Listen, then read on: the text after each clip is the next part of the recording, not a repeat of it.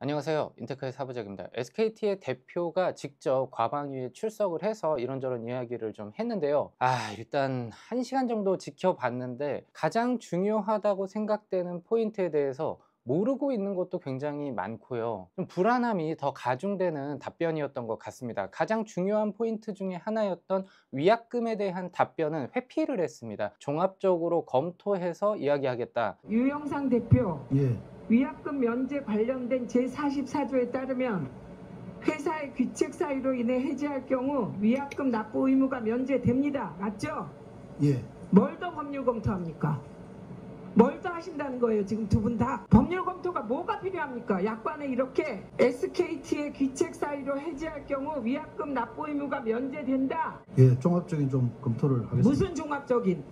이 규약, SKT 규약 아닙니까? 제가 지금 바로 판단할 수 있는 상황은 아니, 잠깐만요. 아닌 것 같습니다. 아니 뭘 더 종합적으로 검토를 해야 되죠? 누가 피해가 발생을 해야 해줄 겁니까? 위약금 면제하고 번호 이동할 수 있게 해줘야 나중에 책임에서도 조금 자유로워지지 않을까요? 이용자들의 발을 묶어놓는 것만이 SKT 회사의 존속을 위한 거라고 생각을 한다면 저는 굉장히 작은 것을 보는 게 아닌가라는 생각이 듭니다. 이 정보보호 투자액을요 SKT만 줄였어요.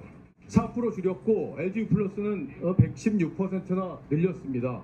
그래서 결과적으로 보면 가입자 한 명당 정보보호 금액이 SKT가 제일 낮아요. 자, 그러니까요. 정보보호에 투자한 돈도 가장 적다고 해요. 거의 가입자당 2,400원 꼴인데요. KT가 투자한 금액의 절반도 안 되는 수준이란 말이죠. 서비스를 제공하는 업체, 그것도 개인정보를 가지고 서비스를 제공하는 업체가 가장 중요한 부분에서 원가 절감을 한 거죠. 그러니까 쉽게 얘기하면.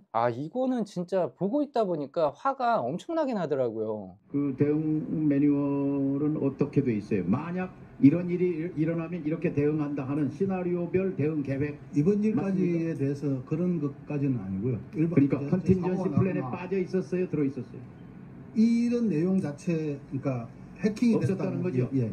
자, 그리고 또 하나 놀라운 점은 SKT의 해킹이 일어났을 때의 매뉴얼이 없었다. 자, 그러니까 디도스에 대해서는 굉장히 대비를 많이 했지만 악성 코드로 인해서 메인 서버가 털렸을 때는 어떻게 대응해야 할지 매뉴얼이 없었다라고 이야기를 합니다. 그 총 책임자가 누구냐고 하니까 대답을 못 하다가 결과적으로는 종합적으로는 사장이 책임을 지는 게 맞습니다라는 답변을 내놨어요. 아니 정말 작은 회사에서도 위기 관리에 대한 매뉴얼이 있기 마련입니다. 그런데 2,300만 가입자를 가지고 있는 국내 1위 기관 통신사에서 위기 대응 매뉴얼이 없었다라는 것은 정말 더 심각한 문제고 앞으로 무슨 일이 벌어졌을 때 또 똑같은 일이 발생할 수 있다는 거예요. 현재까지의 스탠스로 봤을 때 SKT에서 들고 나온 입장은 위약금은 아직은 모르겠다. 그러니까 최대한 안 해주겠다라는 이야기를 돌려서 이야기하고 있고요. 유심 교체 관련해서는 최대한 준비하고 있고 해외로 나가시는 분들을 좀 우선으로 주기 위해서 물량을 공항에 몰아놨다. 이렇게 이야기를 하고 있습니다. 그 밖에 기술적인 검토와 기술적인 문제점에 대해서는 사실 정확하게 파악하고 있지 못한 것으로 보여지고 있어서 상당히 좀 실망스럽고 남아있던 작은 신뢰와 기대마저도 저는 좀 무너지는 그러한 청문회가 아닌가라는 생각이 들어요. 추가적인 내용이 들어오면 또 영상으로 말씀드리도록 할게요.